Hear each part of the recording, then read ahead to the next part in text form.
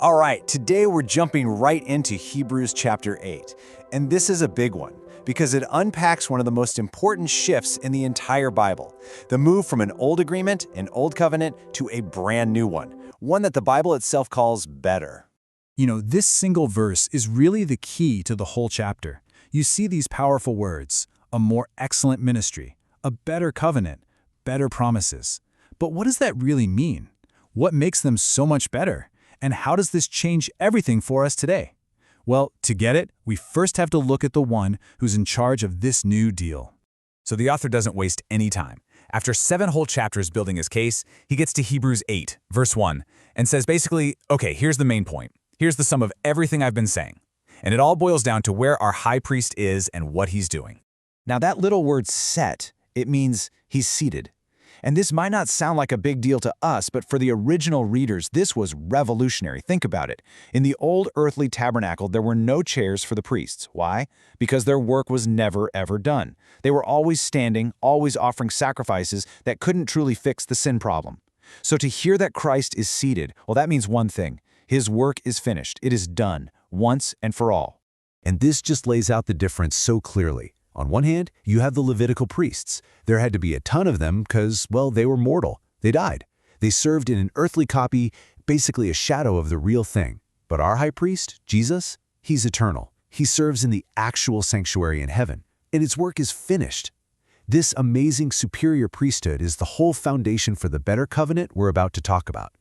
So it just makes sense, right? If you have a far superior priest, it follows that he's going to have a superior ministry.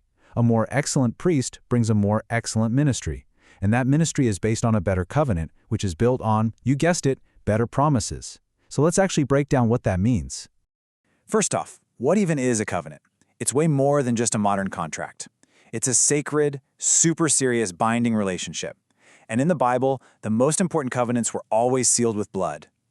You can see this back in Exodus 24, when Moses actually sprinkles blood on the people and says, "This is the blood of the covenant."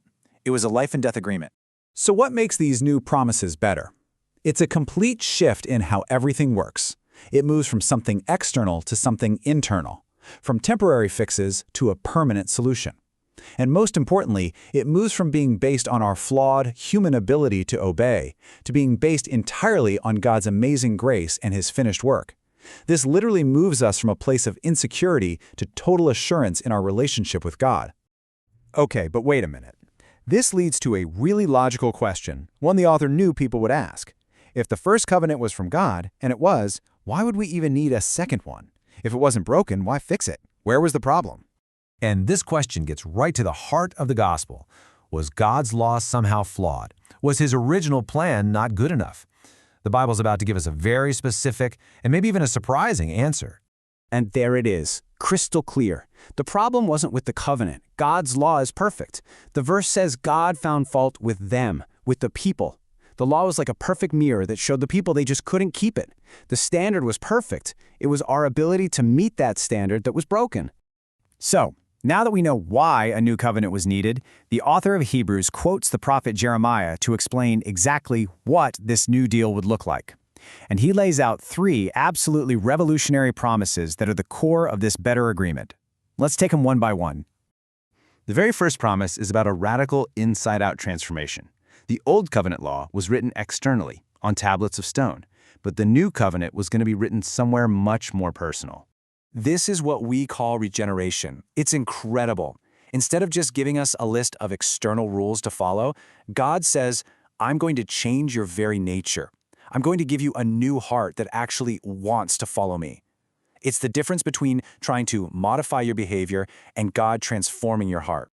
Okay, the second promise is all about access to God.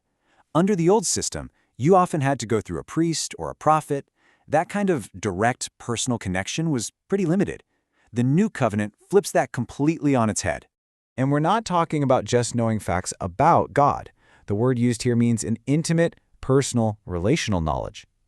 Under this new agreement, every single person in the covenant, from the most important to the least important, has a direct, personal line to God. It's a shift from just being familiar with religion to having an actual intimate relationship with God himself. And the third promise? This one might be the most mind-blowing of all. It tackles the core problem of sin, the very thing the old system could only cover up temporarily but never truly get rid of. You really have to catch the weight of this. This is legal language, like in a courtroom. When a judge says, "I will remember your crimes no more," it means the case is closed, period. They will never be brought up against you in judgment again. And that's what God is saying here. In the New Covenant, He grants a complete and permanent pardon. It frees believers from that endless cycle of guilt and shame. So, what's the logical result of all this? Well, think about it. When a brand new, far superior technology comes out, what happens to the old model? It becomes obsolete, right? The author of Hebrews says that's exactly what happened with the covenant system. Now, we have to be super clear here. This is not saying that God's moral law, like the Ten Commandments, is gone. Not at all. It's saying the administrative system of the Old Covenant, the earthly temple, the animal sacrifices, all the rituals, that whole system has been fulfilled. It's obsolete because the reality it was pointing to has finally arrived. The shadow disappears when the real person walks in the room. And all of this leaves us with one final huge question. A covenant that's permanent, that changes our hearts, that offers total forgiveness. What could possibly be the price for an agreement like that? What kind of sacrifice could secure these better promises? Well, the answer isn't found in the blood of goats and bulls. As we're about to find out when we get to Hebrews chapter 9, it was secured by something infinitely more precious.